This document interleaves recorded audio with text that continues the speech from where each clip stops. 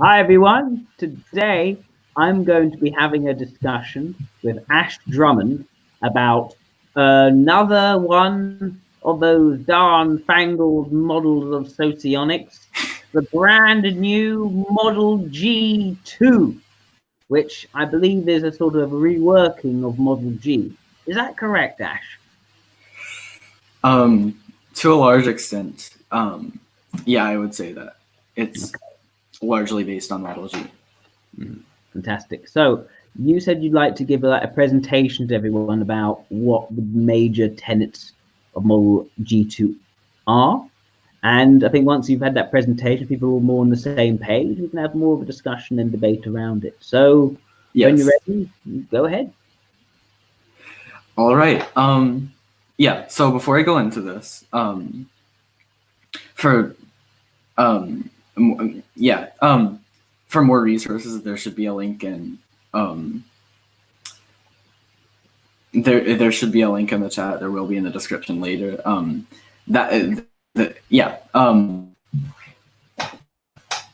To my site that has a few articles on some more basic aspects of Model G2, but I should note that it's somewhat out of date, and there is not much on it at this point.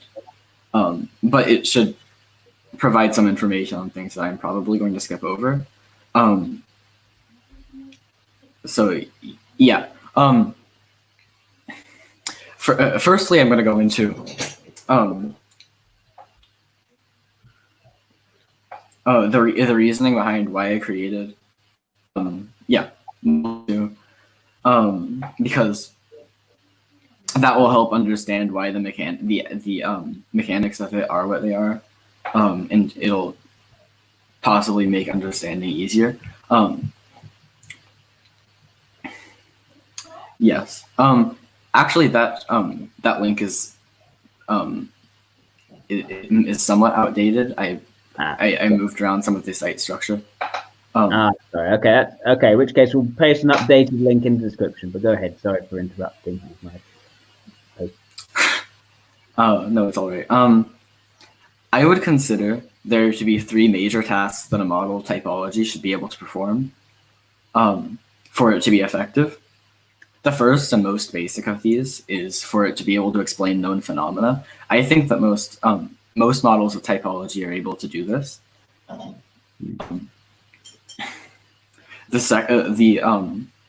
these is for it to be able to predict unknown events, and the third for it to be able to offer ways to steer future events in a desired direction. And those are more difficult. It might be good to keep those in mind because I'm going to be mentioning them a few times later on.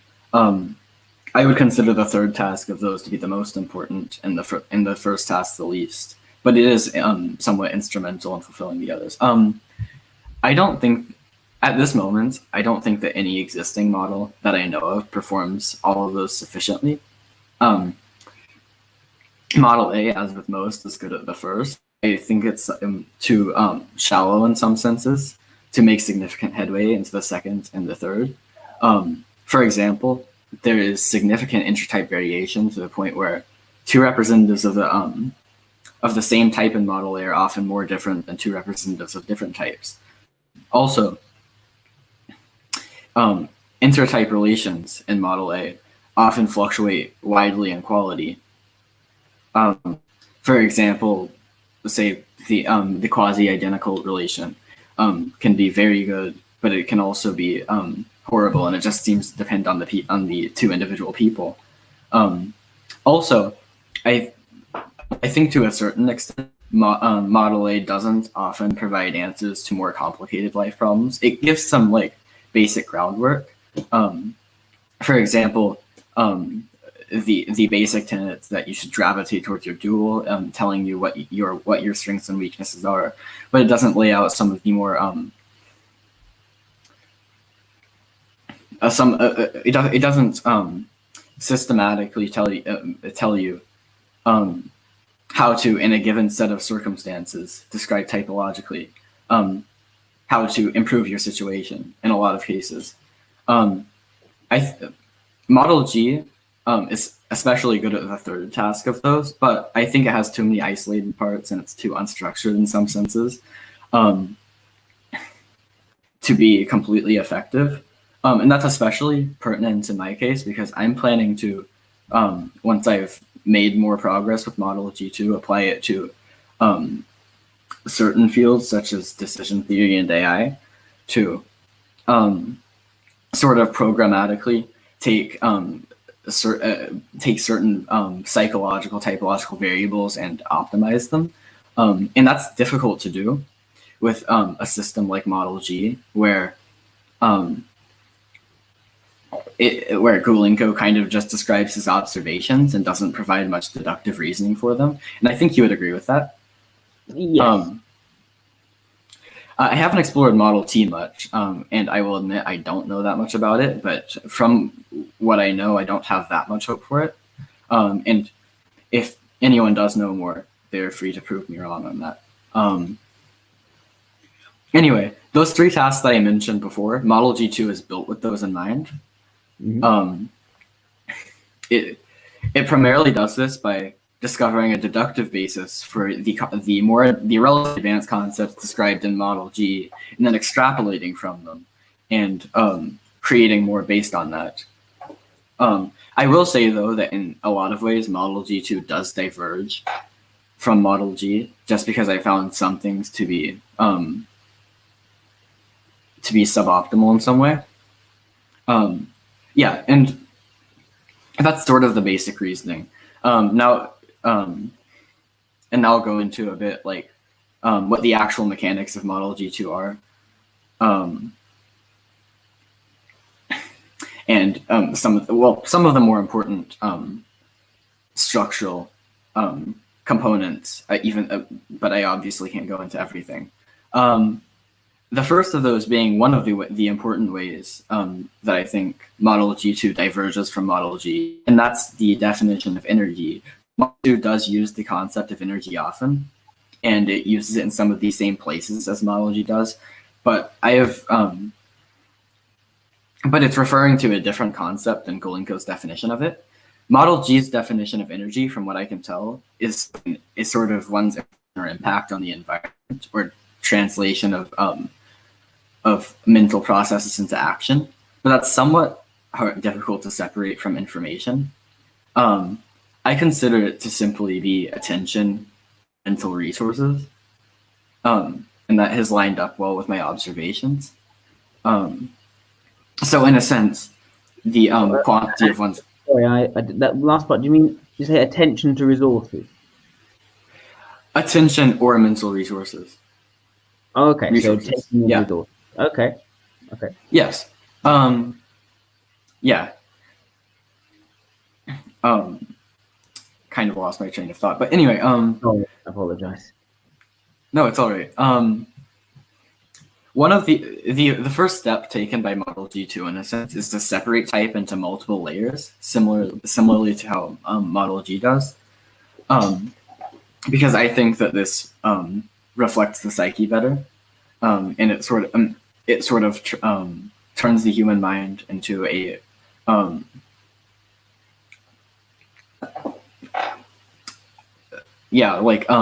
a stack of multiple layers that all influence each other, and that seems to reflect what I've seen better. Model G2 posits there are 4 layers, each of these corresponding to a level of communication, which is a concept in Model G that I think you know of. Yeah. A type itself, it corresponds to the intellectual level of communication.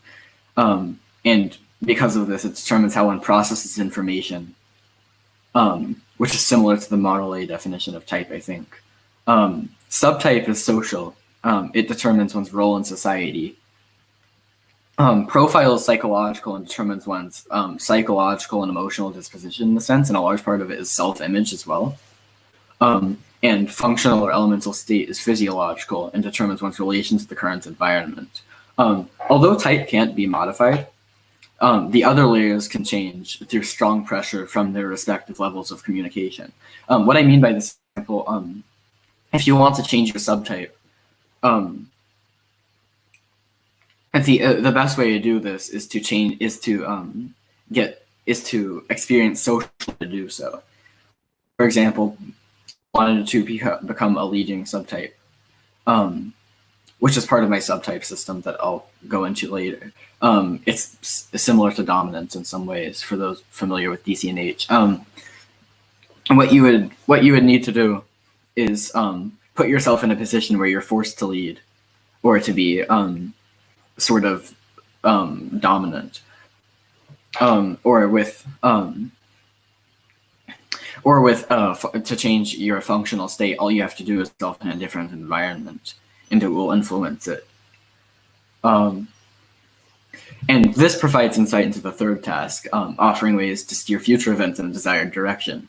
Because if one of your layers is suboptimal or badly suited for your outside circumstances in some way, it will tell you how to change it. I also want to go into the 16 elements and position model, since it's not immediately clear why that's necessary. Model G2 introduces 16 elements and 16 functional positions to encourage self-similarity within the model, and to create more connections between things, which I'll explain a bit more in a minute. While this initially doesn't seem like a helpful addition, it's necessary for the construction of aspects such as rings. Yeah, so something I'd like to point out here is that even though, because it's part of the notation, it appears to be it immediately appears to be the most important. The positive and negative dichotomy that separates elements that would otherwise in an eight element model be the same, isn't necessarily the most important. I would consider process and result to be integral to understanding them. A process element is one that is static and positive, or dynamic and negative, I believe. And how I define it is that a process element creates information, whereas a result element removes it. It's also possible to separate elements based on the quadrant or club that they are associated with. For instance, Ti plus is beta and generally physiologically oriented, ST, whereas Ti minus is alpha and intellectually oriented, or NT. The last part of that is more of a tendency. It is possible to use Ti plus intellectually, for example, but its goals tend to orient one way over the other. So one important phenomenon that arises from this is that if there are 16 elements, each type leads with a different element. This makes it possible to define each type by its most prominent element. And how I see this is that the leading element of every type essentially never turns off, and its directives must always be followed. The leading one of the 16 elements of a type seems to define, in a sense, like the rule for that type that cannot be broken. Also, each intertype relation induces a state corresponding to the leading meta element of that relation's integral type. A meta element being, in a sense, it's just an element applied to an element. And because the integral type itself is ILE, for example, the contrary or extinguishment relation has the integral type of ILI, so it induces a state of Ni minus, which produces the feeling of anxiety and deliberation over possible futures, because they seem to induce doubt in themselves by having the same strengths, but different it's a bit counterintuitive, but I can provide examples for that in a minute. So this is for an ILE, their use of introvert intuition negative. Well, if you have an intertype relation between ILE and an ILI, right, they should mutually produce the state of Ni minus in each other, or that should be the overall theme of the relation.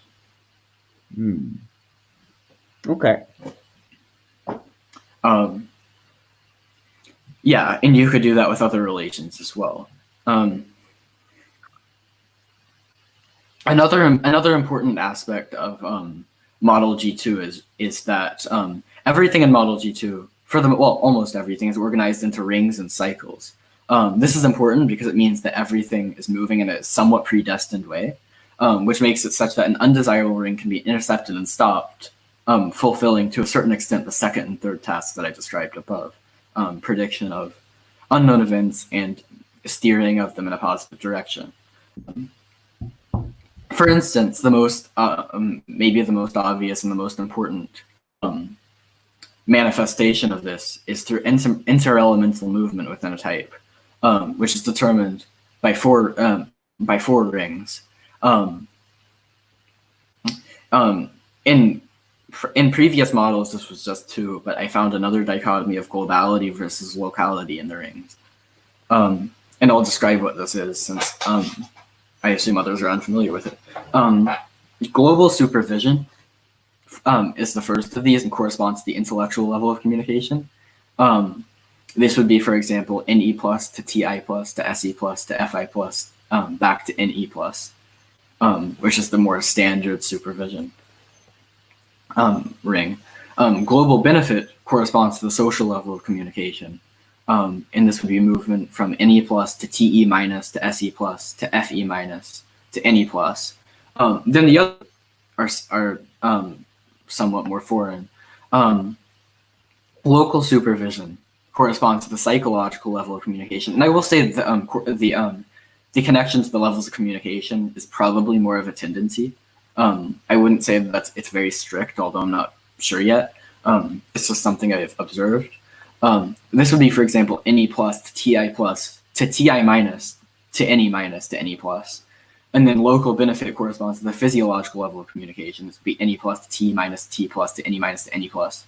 And the difference between those is a global ring moves between clubs but stays as fully process or fully result, whereas a local moves between process and result but stays within a single club. And this explains how information moves between process and result, because otherwise, as it was before, sort of this they're sort of closed systems that don't connect to each other, and it would be theoretically impossible for information to move between those two sets of 8 elements, which would sort of almost create this phenomenon of two minds within a single person, which is obviously not a thing that exists in reality. Also, the progression between social styles is loosely cyclical. The movement from anarchic to balanced to expansive to anarchic. And I should explain that. The social styles are similar to the cognitive styles, but on the social level. Expansive, for example, contains the types ILE and LSE. It corresponds to the benefit rings. And for example, the expansive social is characterized by proactive expansion into new territory. And there's a bit more to it than that, but it's not that important, so I won't go into it right now. There may also be a ring, this movement between levels of communication, but I'm not quite sure yet. Any elements of type under this model, such as dimensionality and energy level, are determined by rings.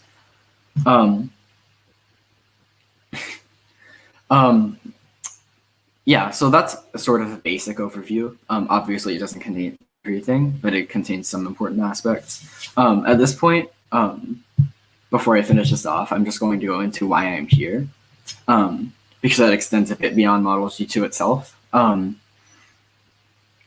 first obvious reason for that is that I want to promote Model G2, and I want to allow it to face scrutiny so that it can be improved, because I am aware that it is almost definitely not perfect as it is. And I would like to allow it to face criticism from both you and anyone else watching, so that I can make it into a system that better reflects reality and better performs those tasks that I described before. But also because, to a certain extent, I take issue with your application of Model A and the fundamentalist culture that to be building around it.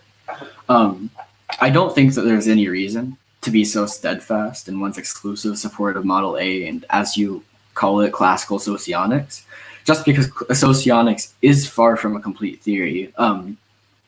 And it's fairly evident that that further research and further development is required. But despite this, many of your supporters, who tend to be quite devoted, refuse to entertain anything outside of it. And this sort of calls into question whether you're truly entranced by Model A and believe it's perfect as it is, or if your primary motive isn't actually to seek truth and use socionics to help humanity. But I don't want to think that about you. So I'd sort of like to hear your perspective on all this, and why you were doing what you were doing. Anyway, yeah, that's basically all I have. Oh, I like the way you sort of turned the tables at the end. I like the ending. Or I'll say thank you for explaining Model G to people. Yeah, sure. And also there's some of the reasons why you were led to consider that particular way of framing the model. Now, what I would say, at least to last point, is that the reason for sticking for Model A, at least for me, is that I find it already answers a lot of the questions which I want to look at when I'm explaining different people, different types, and how they interact with each other. And I do take on board some of the flaws which you mentioned as well. For instance, you say that we cannot, for instance, account for all the differences between people of the same type, for instance, using just Model A. We cannot account for differences between different groups of people of supposedly the same intertype relation. There's going to be variance. At the same time, I'm wondering, do these extra theories, these added complexity, actually explain these differences, actually do it in a way which is also justified in that explanation? For instance, you could say that two people are the same in some respects, namely in information metabolism, namely in general ways in which their information metabolism can be categorized, but may also manifest in their specific situation in different ways. And there are many different factors to take into account for why they may differ, whether that's their upbringing, whether that's their genetics, whether that's the culture they're in, or simply the situations they find themselves in and what is most appropriate to them, what has been found to work. Now, I would say that all these different factors are very complicated. They don't neatly align together. It's hard to find, it's hard to explain those extra factors from going back, diving back into the information metabolism theory to see if you can expand it to account for that in some sort of systematic way. You probably need a very different system to account for the multiple different systems running concurrently to account for these different things coming from different sources. It's not all occurring within the psyche, it's occurring within society, other people interacting, it's occurring within the demands of any particular situation. So I find it I think it is a very difficult task we had ahead of ourselves. If we set the standard for a good application of socionics, it must account for enough about a person, that two people of the same type must be similar enough in all circumstances that they could not be more similar in other ways to another person of another type. Because there are lots of other factors. If you take two people who are, for instance, tall, height isn't controlled by socionics, but those two people would be tall, whereas you take a very tall ILE compared to a short ILE, right? The tall ILE is going to be closer to a tall EIE in terms of their height. And there are many other factors going into this as well. You can talk about it in terms of, for instance, age. You talk about it in terms of gender. You can talk about it in terms of race and many other factors. Whether someone's grown up in a posh environment or not so posh environment. There are many different factors here which you need to take into account. Even the use of their legs. That's another factor which isn't socionics related, I'd say, but it comes into explaining how people of the same type can actually be very different, and in some ways be very similar people of completely different types. So what I'd like to peer into there, at least to start off with, is the idea that, you know, if there are people of the same type who are then more different from each other, then a particular example of someone from another category, is that actually a problem? Or is it actually that we're simply trying to categorize information metabolism at least via information metabolism, they would line up in ways which are identifiable in a consistent way. Now, if we then go to another point, which is that you said that Model A isn't doing something in terms of enabling us to have some sort of advice on how to move forwards in some sort of positive direction. That's another thing which I think is worth looking at. I would say that Model A can certainly be used to advise people in terms of moving forwards in a positive direction. Yes, you can identify certain strengths and weaknesses. If you then make that applicable and also relevant to a person's actual real life experiences, then that can be very helpful, understanding how they can move forwards. What are the problems? What are the things they're not so good at? What are the things they are good at? What are the things they enjoy doing in terms of information? And you can put together a strategy for how they can move forward and make things better.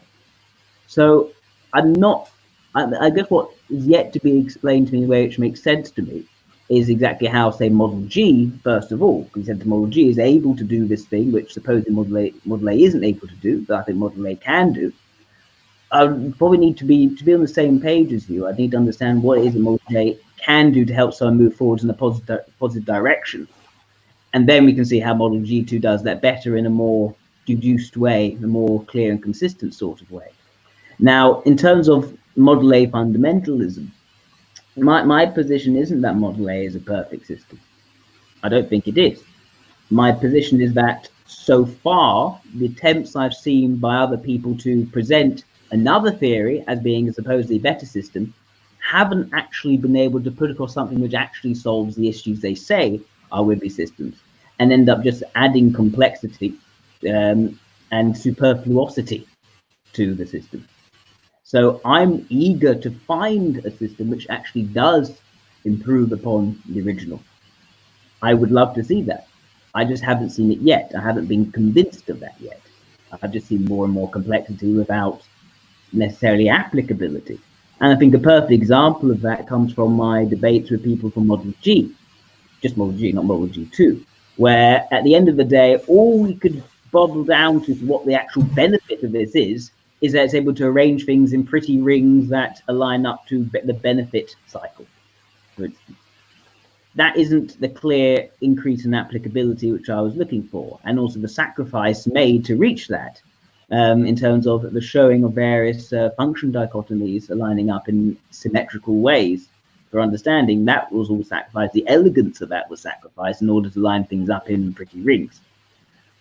And I didn't see any increase in terms of the actual applicability or practicality. I hadn't seen, for instance, a methodology to show how by using Model G, I'm able to solve real problems in my life in a better way compared to someone who's using Model A. And given that I'm someone who has used Model A to help people in their lives, both through intertype relations, relationship counseling, also to some degree in coaching and helping people in their life in that respect, it's purely using Model A. I just disagree with the basis that there is actually a problem with coming to actual helpful practical tasks. I think that a way of making that better and improving on that, improving how socionics is used, is by doing more research in terms of what these problems are and what techniques and methodologies have actually worked to make people better in terms of being an IOE and encountering problems, say in their attention span, as an example, or their time management, or in terms of their personal relationships and managing levels of closeness and intimacy, or say an EII and working on assertiveness training, things like that. Looking at that, there are plenty of ways in which that can be used to help people. Now, you end up going into examples of, say, the signs, use of, say, a positive use of introverted intuition versus a negative use of introverted intuition. And as you say, each type, at least in your theory, has, a unique leading function. Now, I'd say, is there actually a need for that to be the case? Is it not just already sufficient to say that each type has a unique ego block in terms of the ordering of, say, extroverted intuition and introverted logic? No other type is extroverted intuition and introverted logic except the ILE. And I wonder also if, when we take these signs, is it the case that there's anything too positive extroverted intuition beyond being extroverted intuition that's combined with introverted logic? Is there anything else which is of meaning here, which justifies the use of the sign rather than just using the two symbols, NE and TI? And then if there is something more that's there, is that something which we can actually reliably see in these types, or is it just something which is sort of asserted about the type, which people of those types wouldn't necessarily agree with? So there are lots of questions come to me in terms of those different things. I know this is a multi-pointed response to what you have said, but those are my thoughts, at least from listening to what you've said. And yeah, thank you for setting out what the theory is, how you've approached it. Certainly. Yeah, so I'm going to try to respond to some of the things you said. I don't quite remember everything you said, so maybe just tell me if I missed something. But first of all, obviously, I don't think obviously I don't think that any model of socionics is going to be able to be perfect. My goal is basically just to improve the applicability and how much it corresponds to reality. But I think that's pretty clear. So you also brought in the concept of culture and outside circumstances and those things playing a factor, and the fact that socionics would be able to explain everything. And obviously, I agree with that. But I think there's this sort of well, first, I don't think that there's any fundamental difference between categorizing inherent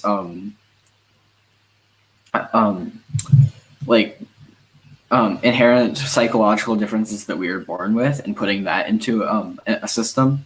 I don't think there's any fundamental difference between the difficulty of that and the difficulty of applying a system to the differences between say larger cultures and changes in circumstances. What I have found is that I have been able to categorize those under a similar socionics like system that expands outwards. Sort of like I remember that I believe you had a video of someone discussing macro socionics. And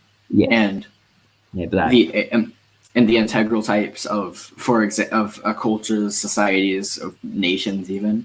And I think that concepts like that can be applied to many different layers, with a similar level of accuracy, as the personality traits that we seem to be born with. And there doesn't, except for possibly like the collective, I guess the collective things align in a given sort of influencing the values and the ethos there from the bottom up. I don't think that there's any reason that there that a culture, for example, would necessarily have an integral type, but at the same time, there isn't necessarily a reason that our inborn traits correspond to this almost slightly arbitrary system. So I think that there's a similarity there, and applying socionics to these different layers, there isn't really a fundamental difference between doing this on the level of the individual person, on the level of outside culture. So I think it should at least be tried on all of these levels. And I think that that circumstance outside of culture can also be systematized this way. For example, due to sort of like the collective effect of all of the intertypes, all of the social role that you naturally take on, the integral types of the cultures that you are a part of. I think all of those influence your circumstance, so to a large extent you can systematize that as well. And Model G2 takes this into mind a lot. And a lot of the focus isn't just the type that we're born with, but also how these factors influence us. So I'm definitely not ignoring that. I am definitely taking that into account. For example, with subtype, that it changes depending on one's social role. A profile that changes from close range psychological influence, either from another person or from yourself, and state that comes from the environment. Also, you seem to question whether whether what I described pertaining to sign is really necessary, especially because there's a uniqueness. Ego block of each type is unique, and you can draw similar conclusions from that. What I have found is that although it's not absolutely necessary, just as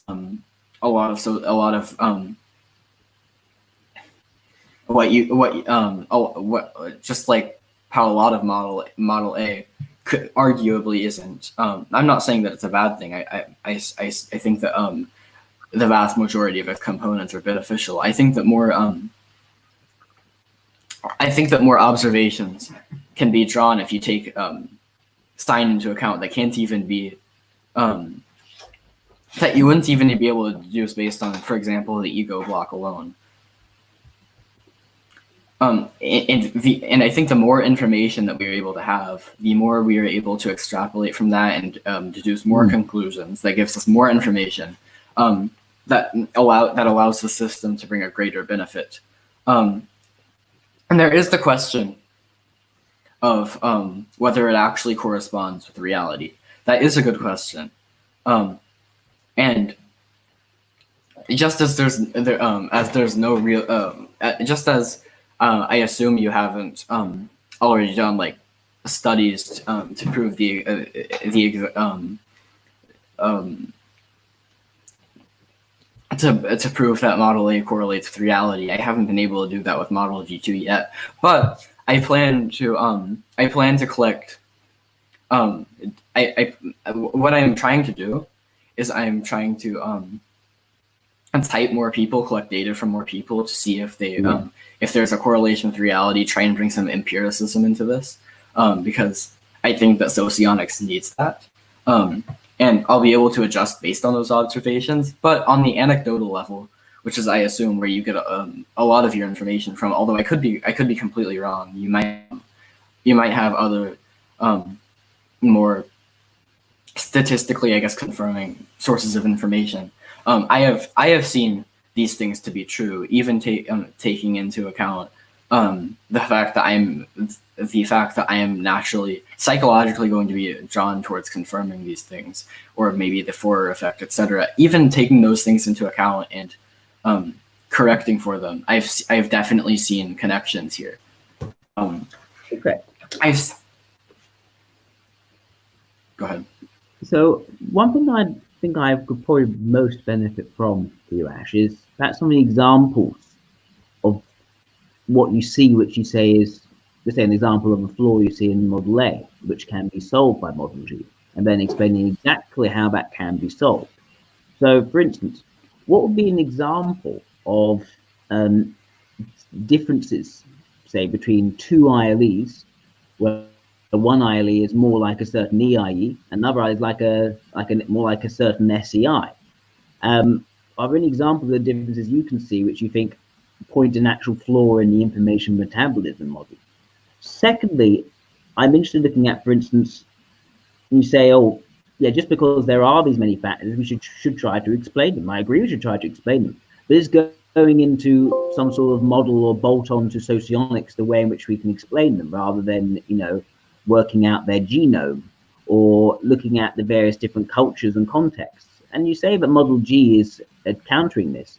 Use examples, say, closeness or distance of communication.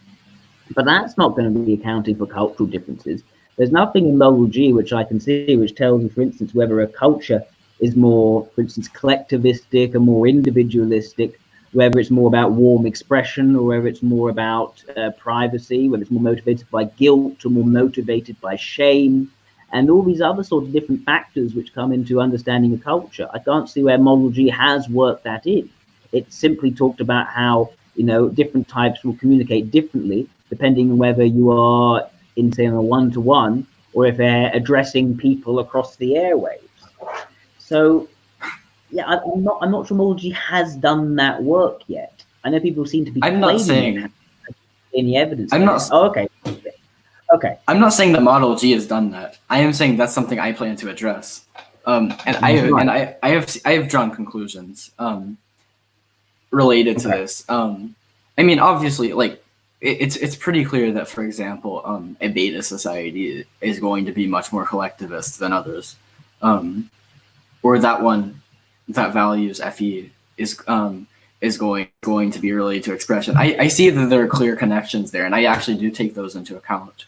Yeah. And it applies on a lot of other levels. But yeah, I just wanted to say that that hopefully you're not equating Model G with this, because I do realize there that it doesn't address these things quite as much. Yeah. But I guess I'm just wondering, for you to start to explain this stuff, you have to factor in this huge amount of complexity. And that's fine. It's good to factor in the complexity. The question is, how much can you factor in? And are other models already being devised to explain these different things? Aren't they already doing it better? If your model is doing it even better than they are, then fine. But it does require a lot of complexity. And I'm not entirely sure yet that you can reduce it all down to various additions and addendums onto things like intuition, sensation, ethics, logic, and various signs and extroversion and introversion in some sort of order, whether that is 16. I'm not sure 16 placements is going to be enough to account for that sort of complexity. Of course. So it's sort of question. I just got to plug in my computer actually, so I didn't plug in it earlier. I'll be right back. Hang on.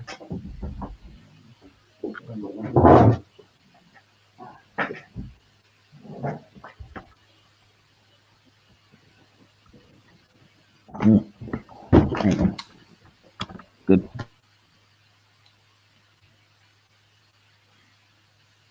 Daniel Garcia says, the more we organize reality, the more we risk leaving something out. In order to interpret the objective, we need a subject, yet the picture only further fractions the process. I'd like to ask you, Daniel, where the incentive is to create any system at all, and where the correct balance is. And Mitchell is right that he does work with integral types a lot. And I was going to point that out. Hello, Jack. Hi. Yes, he did. Like, what is an example where you would use Model G2, to take in, say, to factor in an individual's problem, predict how they're going to act later, which I think was the part 2, and then actually move it forward in some sort of positive direction? What are any examples of you being able to use Model G2 and only Model G2 to hit those 3 factors? I mean, you asserted it, but what would you say is some examples of evidence? I'm trying to think of an example. I know that I have done this in the past, but I just need to think of a specific example.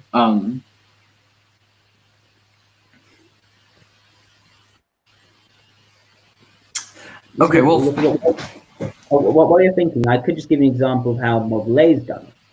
So, for instance, when I was talking to 2 people, one an SLE, one an IEE, there was a difficulty which they had where the IEE wanted to explore intentions. And the SLE, in having those intentions being explored, why did they do said thing? They felt that they were being attacked and judged. That wasn't what the IEE was trying to do. And so the SLE would go into a logical defense mechanism and start to saying, oh, you are asserting this, that doesn't make any sense. And they completely break it down. And the IE would get offended by that because they weren't trying to put forward an argument to be torn down. They're simply trying to speculate on the person's intentions. Well, why did you say that thing? What were you thinking? Were you perhaps thinking this? Were you perhaps thinking that? Now, what's actually really interesting about sorry, go on. It was only by sitting down and talking to both and telling them what each was trying to do, and say, right, well, you know in the future if this person's trying to do this thing and that person's trying to do that thing, you know, to be mindful that it's not what you think it is, it's something different, and you can move forwards and you can help your relationship going forwards. Now, I think that would be an example of using Model A and understanding a Model A to move things forward in a positive direction. So how would Model G2 do something similar? So what's really interesting about the example that you gave, I'm just going to base this on that, is that, as you know, that's a superego relation. And I would connect that based on the system to inducing a state of SE+, which means basically a furtherance of one's own interests and sort of mutual attacks on the other, which is exactly what you described. And I think that I obviously there's going to be difficulty resolving that. But what I will say pertaining to people who are SLE and IE, I don't know if it applies to that situation. It probably doesn't. I don't know the specifics of it. But if you did have two people of that type, one way that you could create something productive out of that is to put them in a situation of competition between each other. Because they induce it induces the state of SE. The relation would nationalize them to sort of defend their own interests, and it's not as much of a defense. That's more SE minus, but it's sort of although I'm sure that happened to an extent, but sort of this. Basically, if you put an SLE and IE in a situation, where they were,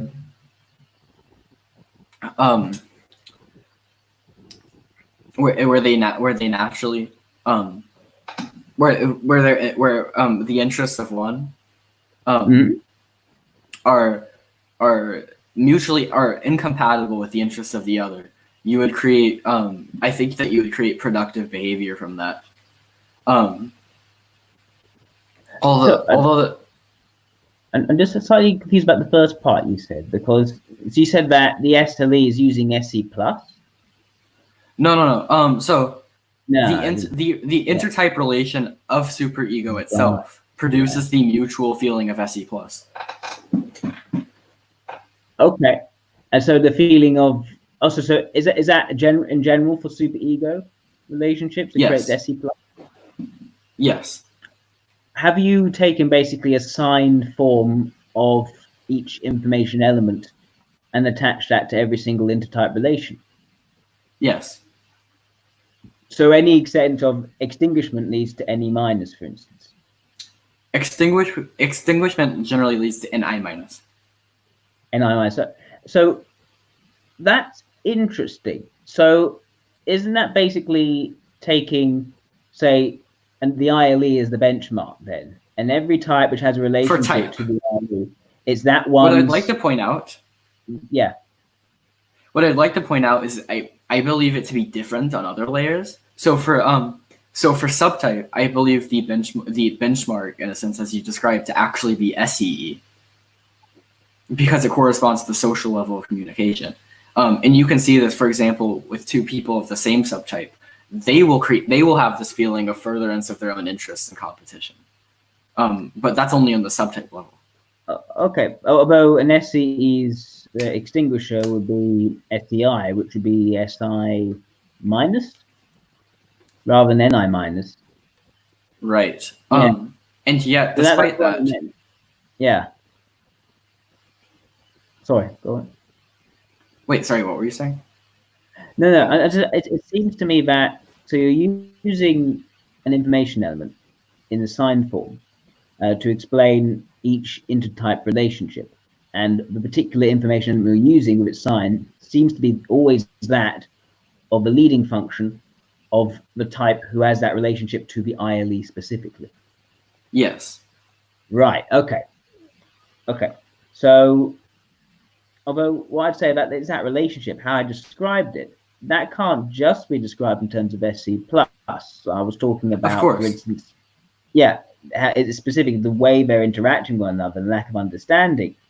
it was specifically, like I'm saying, between NE and FI and SC and TI, and how they're then responding to each other seem to be very much using those particular elements. And that couldn't really be shown in another deregulation between completely different types. There would still be that lack of natural understanding, most likely, but it would manifest in a different way because you've got very different types doing it, surely.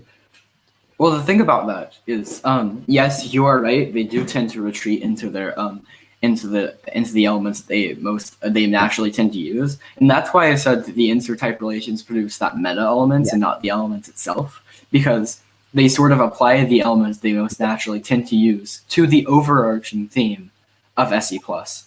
And I will also say that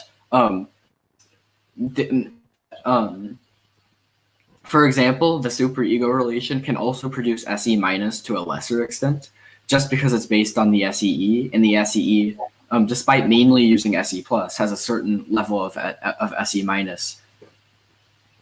It's just obviously less. So you can't. So I'm not going to say that like the usage of, for example, of other elements is completely absent in the theme. It's just that SE plus is the main primary thing that that leads just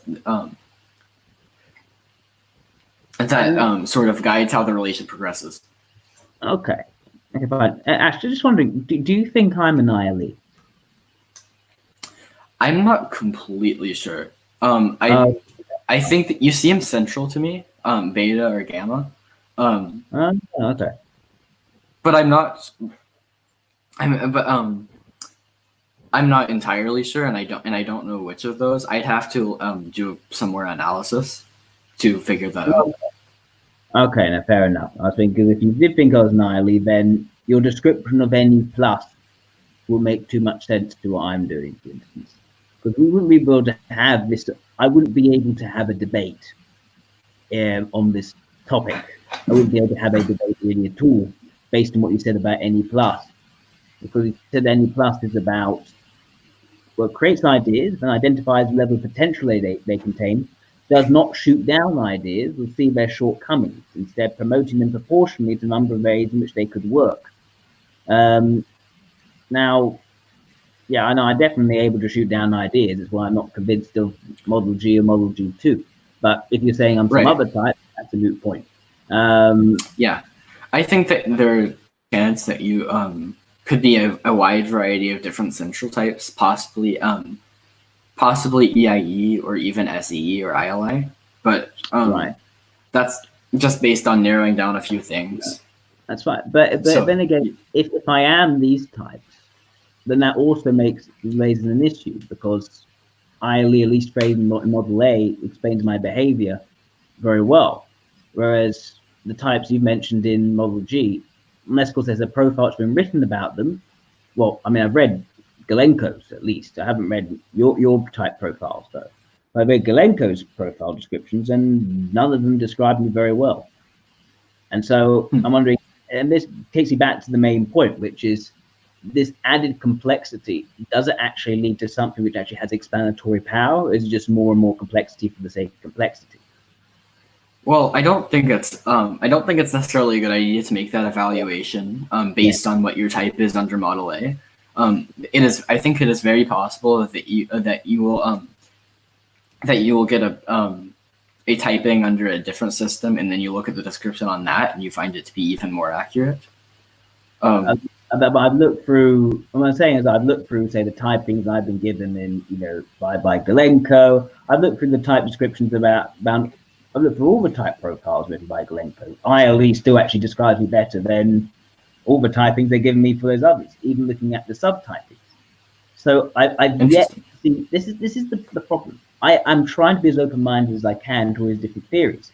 Is that each time I'm given with something to actually someone give it a chance to show me, yep, this is actually giving me more explanatory power than Model A is, I'm left disappointed, because it doesn't actually explain my behavior very well, it doesn't explain my motivations well, and it doesn't seem to actually provide good reasons for why it's actually structured itself in that particular way. So if we go back to what I said about the benchmarking, using, say, an ILE and their relationships, then determine what meta element is being used to describe any particular relationship, I'm wondering, why is ILE the type that's been chosen rather than any of the other types? Why is that even a good idea? It sounds to me like a potentially bad idea to use one type's relationships with each type to the basis of describing each intertype relationship, no matter what types are actually being involved in the intertype relationship.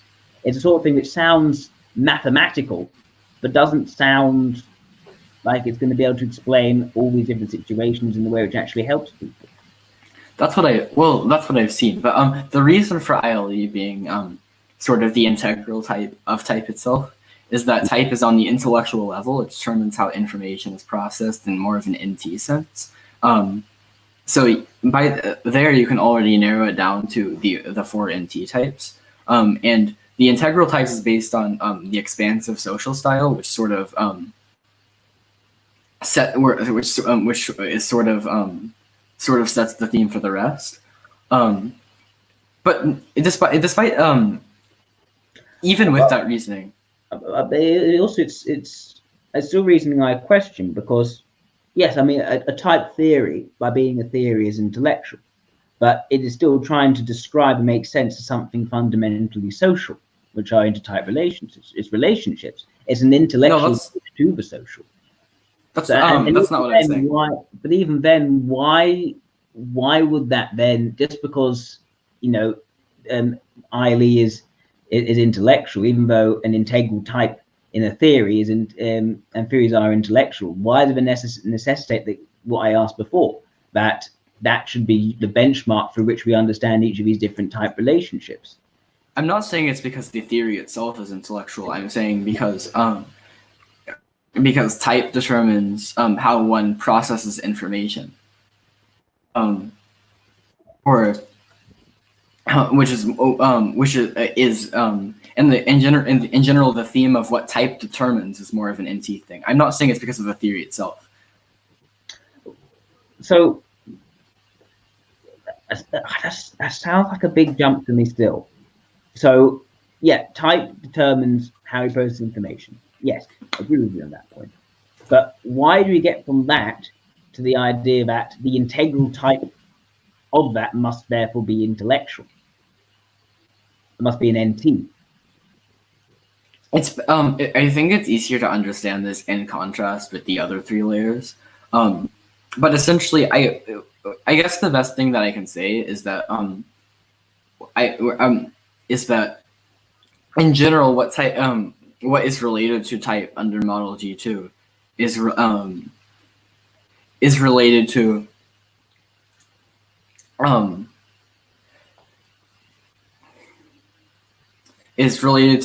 abstract logical processing of information. For example, in ESE,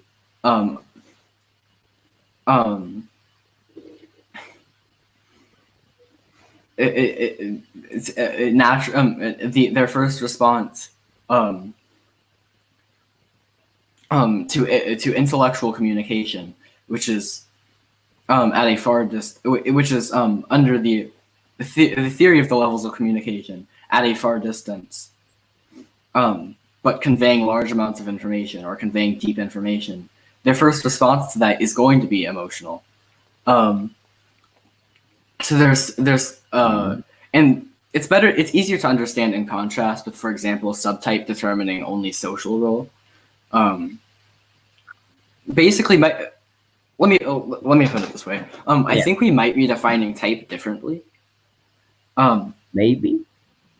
I think that's because I think what a lot of consider to be type, I would consider to be other layers such as subtype and profile, not completely, but to a large extent. And I sort of restrict the definition of type to things with a more intellectual focus. I'm not sure what that means yet, but what I would say, at least what I think type is, at least in the context of socionics, it's just a hierarchy of metabolism of information. And that hierarchy is decided by levels of strength and also value. Other things go into that as well. If you look at the different function dichotomies, and that these happen to appear in 16 discrete forms through the process of deduction, where any change to that would lead to some sort of contradiction, limiting it to just those 16 forms. That's all I'd say that the type is. It's that then instantiated in many different individuals who also have a great deal of variance in many other things which aren't directly related to just the information metabolism. Is that, would you disagree with what I've said there?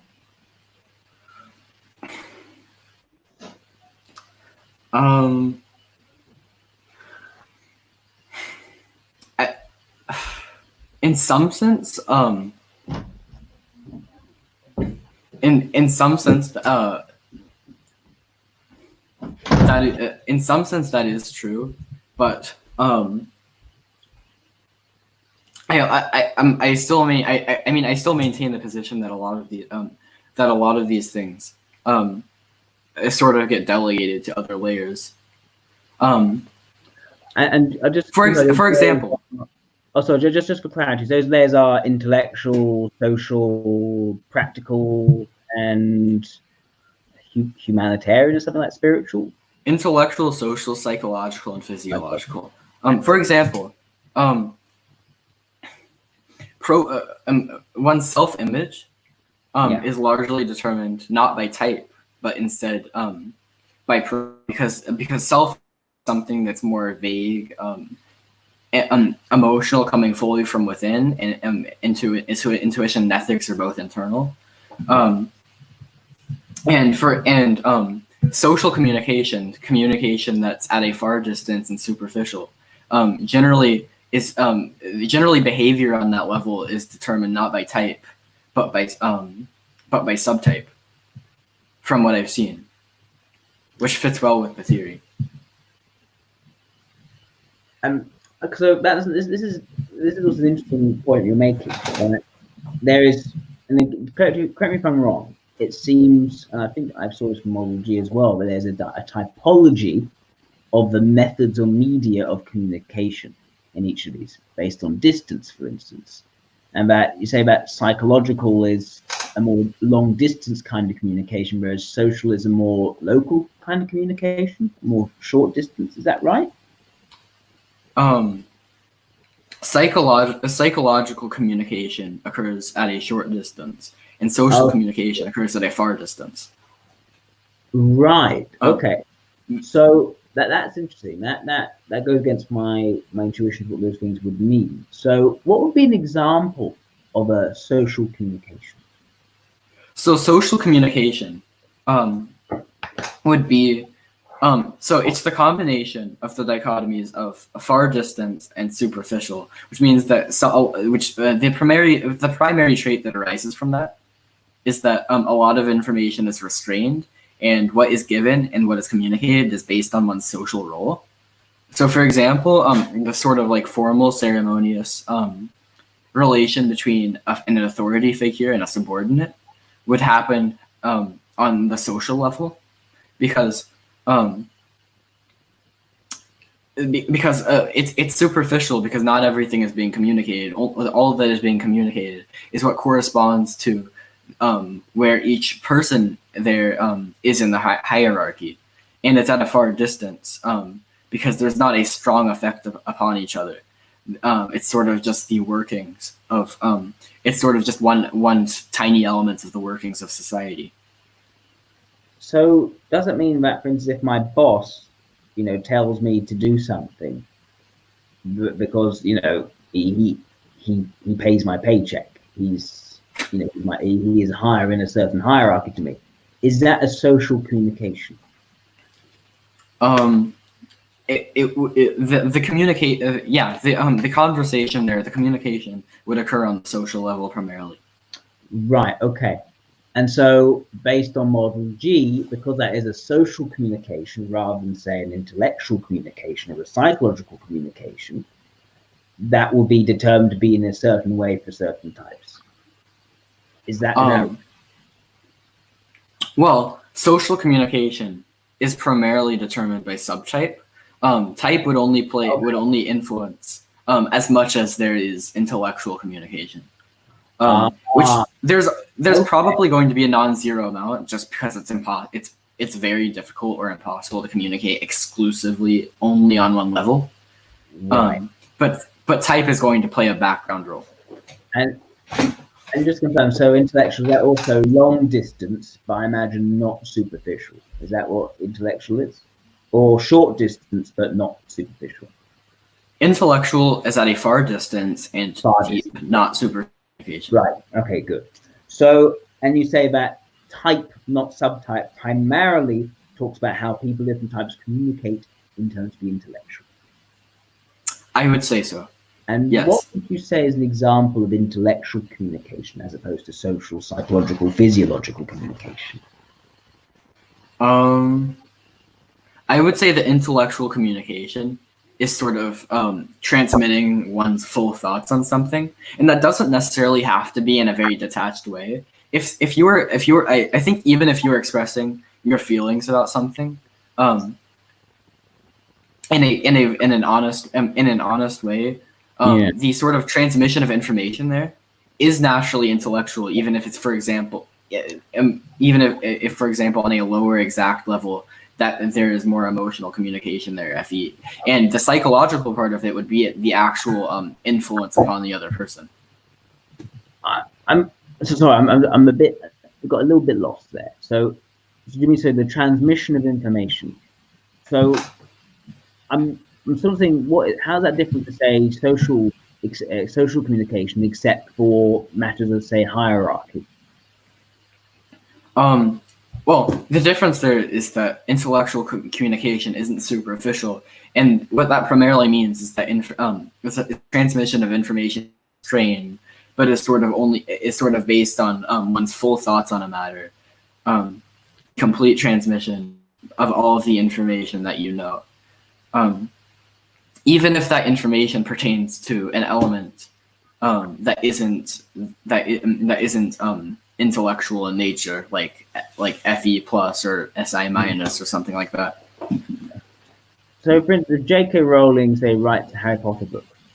Is that intellectual, social, psychological, or physiological? That's interesting.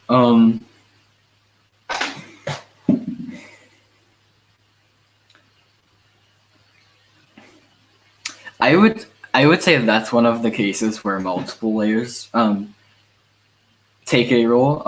Although I would say that it's mainly that the overarching theme of it, within that there is an element of there is a superficial element to it where information is restrained based on hierarchy, but there's also a psychological element where J would sort of try to psychologically affect you through the contents of the book. I just feel that some of these categories, they do feel still a little bit neat. I'm having difficulty thinking exactly how they might be working, exactly what some examples are of them.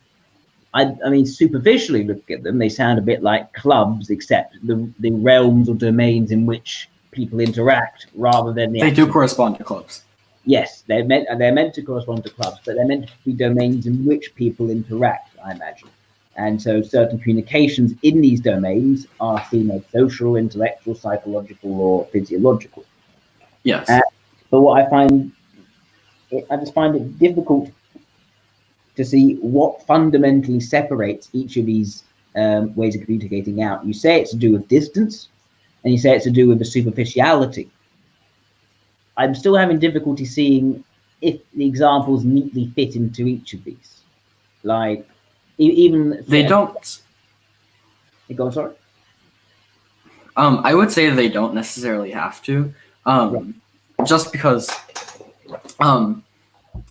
I would say that a given instance in which one person is communicating with another could, in a sense, be could be multiple types of communication at different levels of prominence, and I don't think there's anything fundamentally wrong with that. That just brings in the level at which a given layer of type, at which a given layer of type matters, okay, and which ones matter less. And I think Um, If I were to ask you, for instance, let's say, what's your subtype? Sorry, what? What's your subtype? Oh, so I recently changed my subtype system somewhat to distance it from DCNH. But I have it in my tag thing at the bottom. I think I'm either an alpha or a beta leading subtype. Oh, okay, right. So could you give me an example? And I can see NET that would correspond to ILE in the G2 model.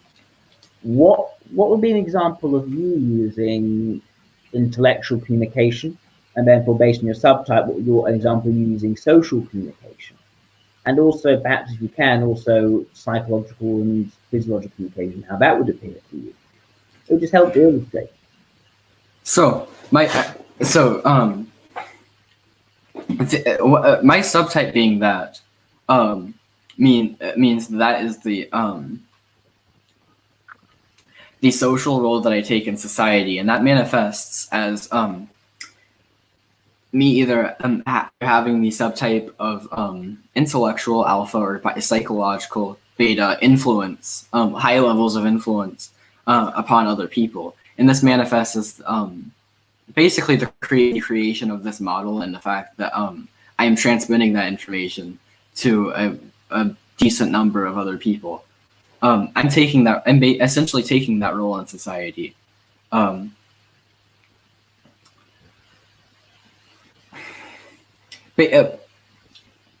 Basically, what this says is that my social role is high levels of influence in some particular level of communication to towards other people. And to explain that, basically,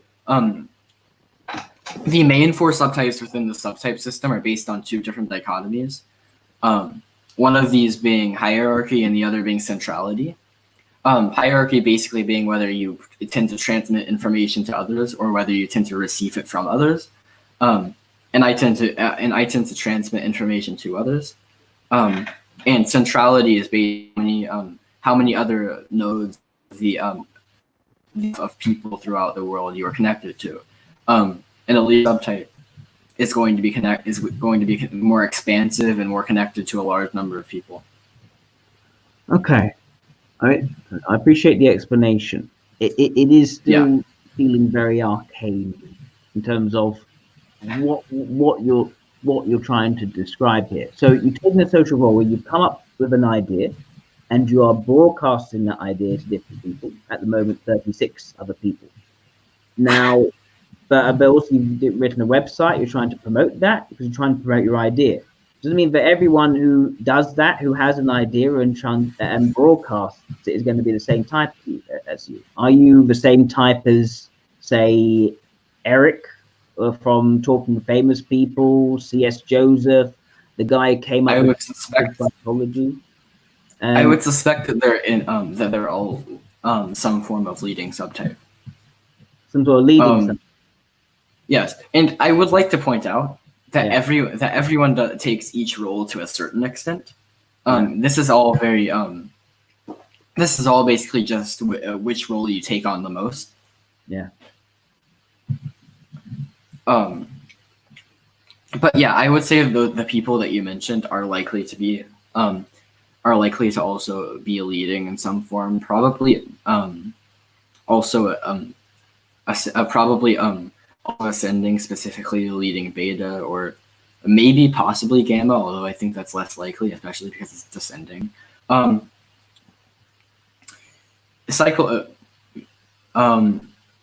said that psychological is more close distance, though, at least in SHS, so it wouldn't be dealing with a wide variety of people. What I would say to that is how that sort of manifests. Is while that is true, a psychological leading subtype would probably deal with a slightly lower number of people. It is still possible to a certain extent, and the impact would be deeper and higher. it would have they would have greater impact upon the other person. The communication would be deeper. It would be more lack with a and to Daniel's, can you keep expanding on this, Ash? I mean, I guess, what would you like me to expand on? I'm not sure what to expand on at this point. But if you have any questions, then go ahead.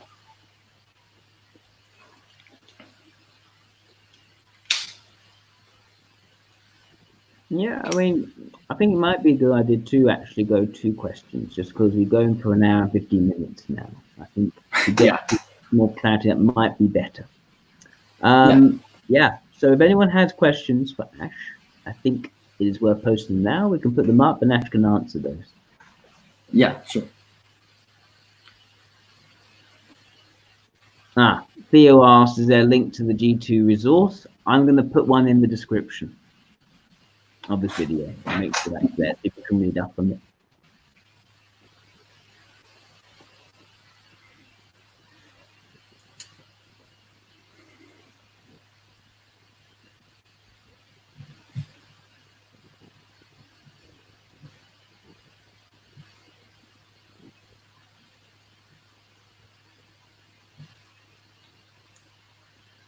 Yeah, it looks like there's not much at this point in time. I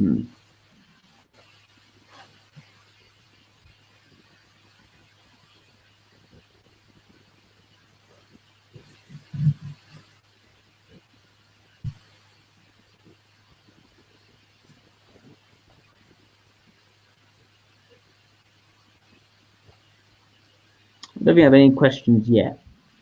That's okay. Malik asked, what system is Ash debating? It's Model G2. So it is a proposed improvement on Model G, which of course was a proposed improvement on Model A initially. Although I've often thought it isn't really much of an improvement, more a complication. Yeah. But I do find it. Oh, Emod Antax asked, do you like pineapple on pizza?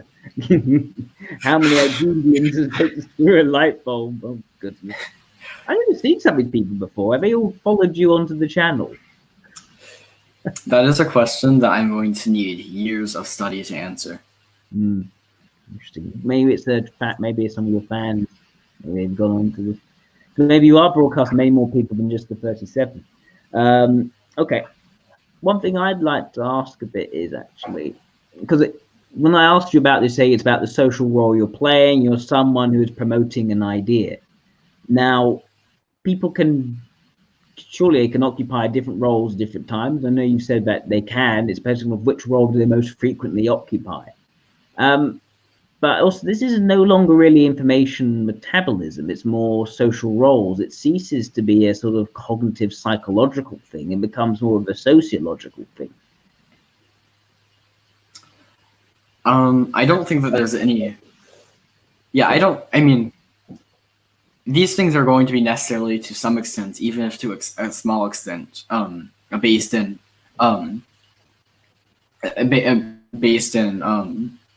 cognitive phenomena, because people have to realize that these social roles exist for them to exist. But also, I don't think that there's anything necessarily wrong with this extending to sociology as well, and I fully admit that I'm expanding into that. Yeah, exactly. I'm not closed off to going into sociology. I mean, macro sociology looks into that as well. But just that there are clear distinctions being made that macro sociology is sociological at a countrywide level, and regular sociologics isn't normally. But when we go into intertype relations, somewhat, and we go into just it's a question of whatever you can apply an analysis of things via information element to. But yeah, that's fair. I mean, I tend to view these social roles more in terms of, well, you know, Annihilae, for instance, is wired a certain way. They like extrovert intuition. They like to appear in public because of their valued extroverted ethics. So it's likely they'll end up being a public disseminator of ideas. They don't have to be that. They could be manifesting in another sort of way. They can be doing something else. They may be more interested in, you know, working in a laboratory somewhere, putting things together, or they may be more interested in writing rather than talking about proposing, say, more scientific concepts or ideas, or maybe doing art or something like that. And we've typed lots of people as ILE for many different manifestations, but showing the same sort of approach to information in general. And so we can see, I can see the interlinkages and the associations. But I'm not sure that they're finer types in by being a promoter of ideas in the public sphere. And I've seen lots of people in the public sphere promoting ideas in very, very different ways, with different kinds of information being focused on. That also leads me to, perhaps it ends up back at the problem one, which is what you said about people of the same type or even subtype in this case, being more similar in some ways to people of other types, individuals of other types, than to people of the same type in those ways. And I think we just shift the scope. You add in new advantages, but add also many more disadvantages. Well, I mean, I do see your point. I think that to see whether that does manifest in reality, we would have to apply G2 to other people. But I will say that there is a definite difference.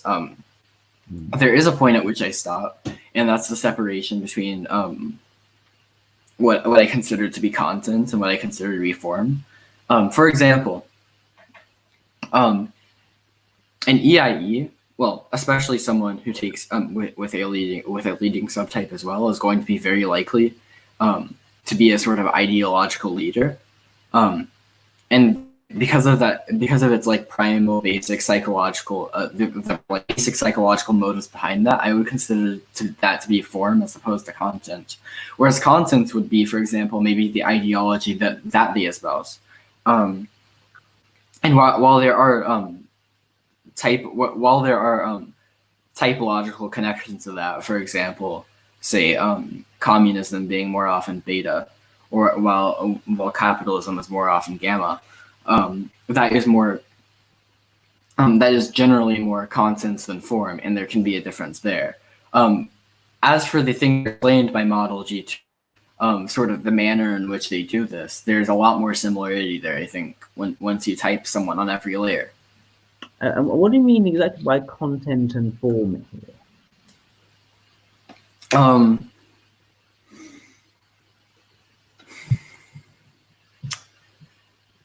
Well,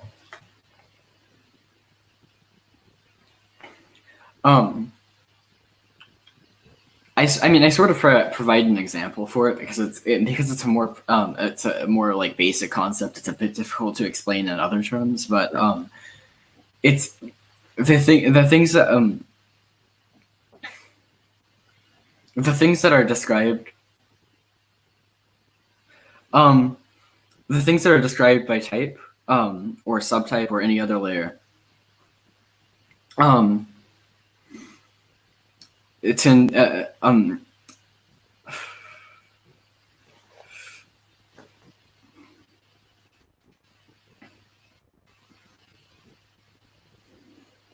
they tend to be more related to form and nature, I guess, especially because they're related to basic evolutionarily developed psychological concepts in the mind that sort of provide a structure for different justifications to use them. I'll give another example of this with a similar theme. A beta type, or even a beta subtype, is going to be likely to enjoy the feeling of conflict between different warring groups, and that itself is form, because there's a basic there's a basic psychological justification for that based on sort of earlier tribal, sort of how like in hunter-gatherer societies where without much technology, and where different tribes interacted, and often there was often conflict. There was sort of this this sort of psychological proclivity and desire developed to ally with people who they perceive to be on their side, and universally hate and work against who they believe to be on the other side. And that continues into the modern day with people. And I would consider that to be more form than content, because it's based in because it's based in basic psychological tendencies. Whereas in the modern day, like the EIE that I mentioned will stick to a certain ideology, and what that ideology is doesn't really matter to the EIE.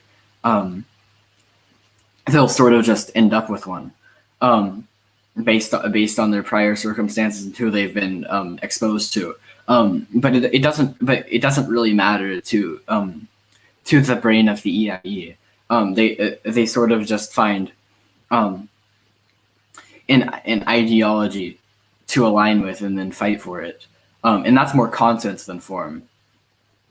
And that's why that's why I wouldn't completely connect, for example, ideology to typology, even though I'm sure there are connections in some ways. Okay, so sort of like the form, like sort of the role one plays, and content being what they're actually doing, what they're actually needing. In a sense. Right. Okay. I did a question from. Let me see if I can get it in. So there's some communication started to erupt, but yes, something from Midday Nolly. Could you explain more how you could estimate how a relationship goes? Okay. Well, as you might have expected me to say, this as with a lot of things occurs on multiple layers. For each level of communication, you can find the integral type of that level of communication, and then connect it to the layer of type that corresponds with it. So you would have to look at type, you would have to look at subtype, you would have to look at profile. You could even look at state to see how things develop in the exact current moment. So, for example, you can even give me two types to work with and two subtypes, and I'll sort of explain the mechanics of this based on those. Okay, let's try, for instance, SLED and ILIN. Okay, well, I'm not using DC and H at this point, but I'll kind of like loosely convert it over. Yeah, go on. No one knows the examples of subtypes in your system yet, so it'll be difficult to give you examples. Go. Yeah, I should. Maybe I'll add an article on that soon. Yeah, that'd be good. So that might loosely correspond to a leading SLE and a stabilizing. Which one did you say? ILI. ILI. Yes. NIT. So you have to look at this. Yeah. Yes. I'm just using the classical 3-letter notation because I assume it's easier. So you have to look at this on each layer separately. On the intellectual level, there is when there is intellectual communication, this will produce a feeling of SI plus, which corresponds to semi-duality. So that'll be this sort of tacit, sort of understated comfort and appreciation of the other's presence as harmony and balance develops. But the thing about this is that there's an important way in which it differs from duality. There are two different states: pre-dualization and post-dualization. Pre-dualization, because the integral type of duality is SI minus, they actually sort of avoid each other because their natural state in which they avoid discomfort and revert to the status quo doesn't involve each other's presence. It's not an active avoidance. It's just sort of passive drifting away. And but after dualization, they depend on each other and rely on each other, and there's sort of sense to separation. With semi-duality, that doesn't happen. With semi-duality, at any point you can maintain independence, and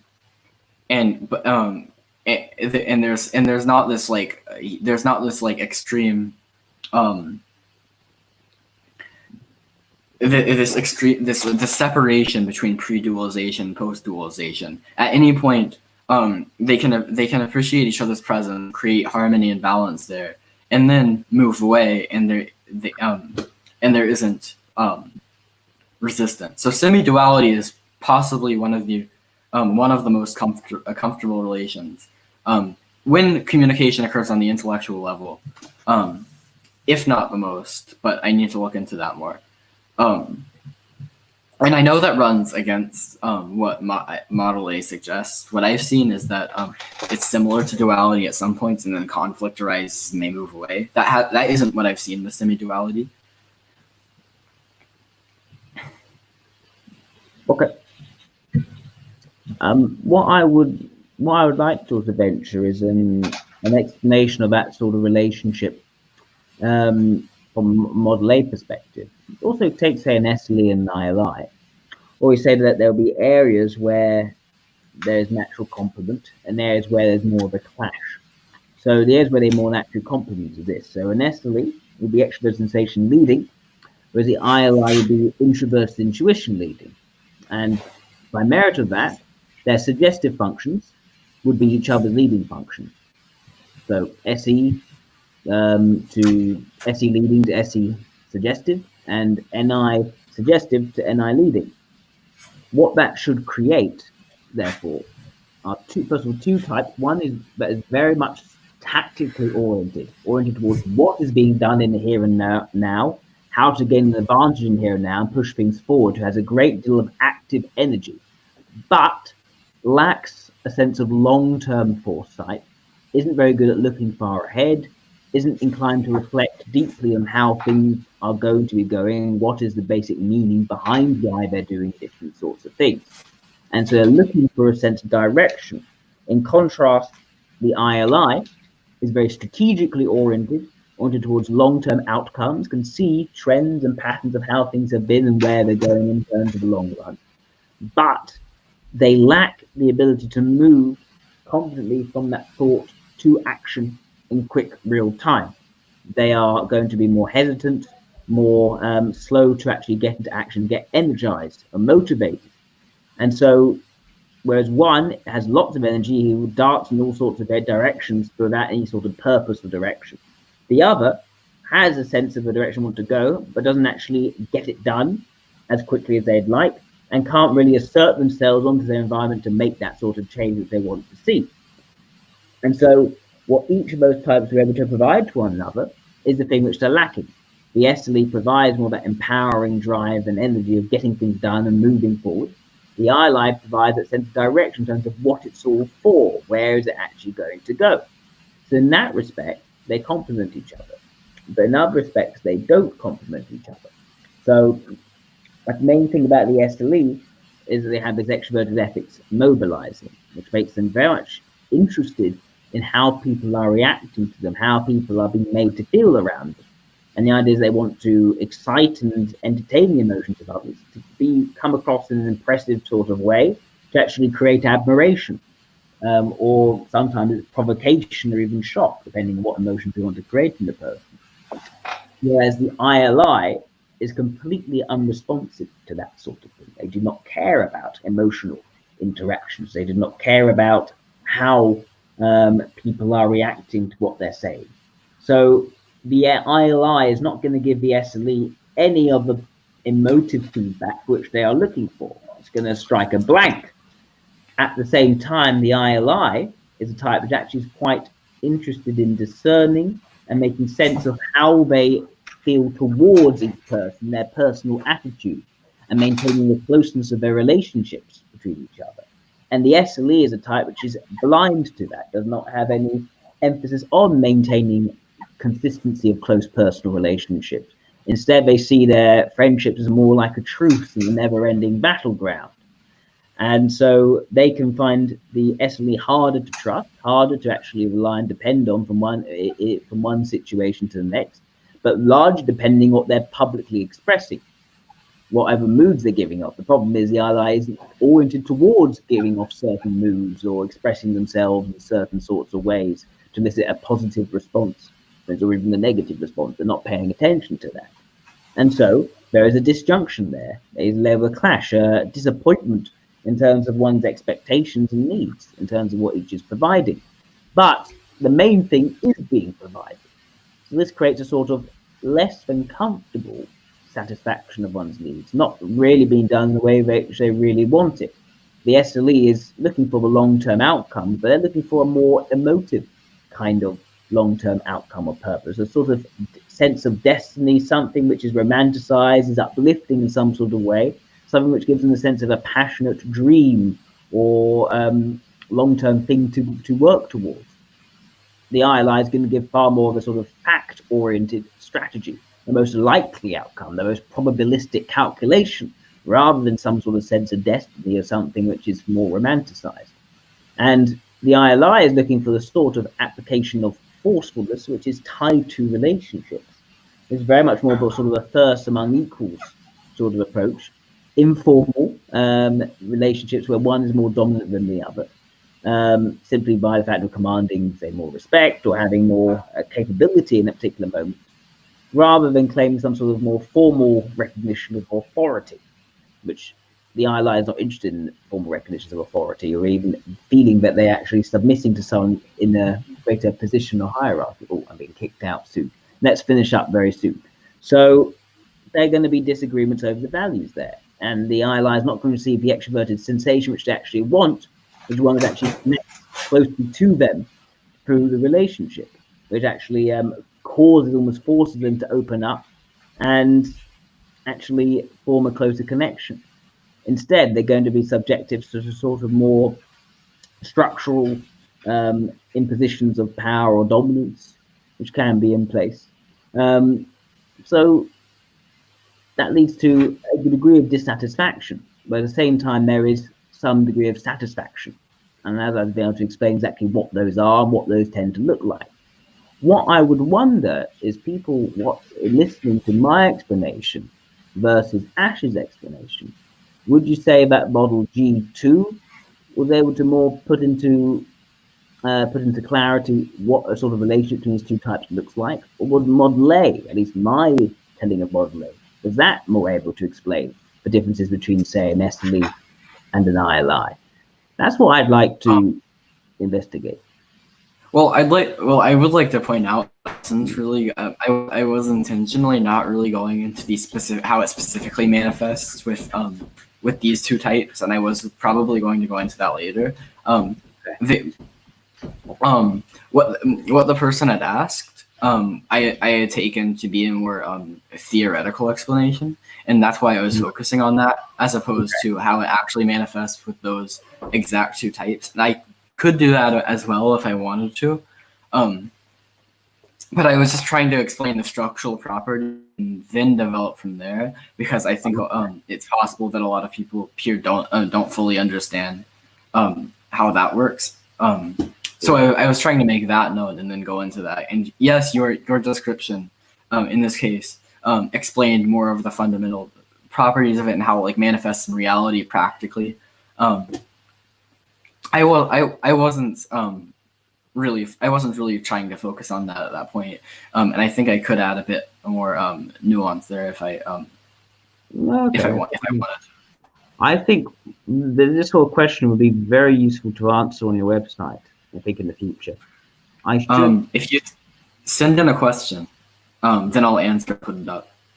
Great. No, I think, do you have like a contact form on your website people can actually post questions to? If the page that I had sent you before, it's just migrated to a new page. It's still there. Okay, I think that would be great. I should wind up now because now I'm being kicked out.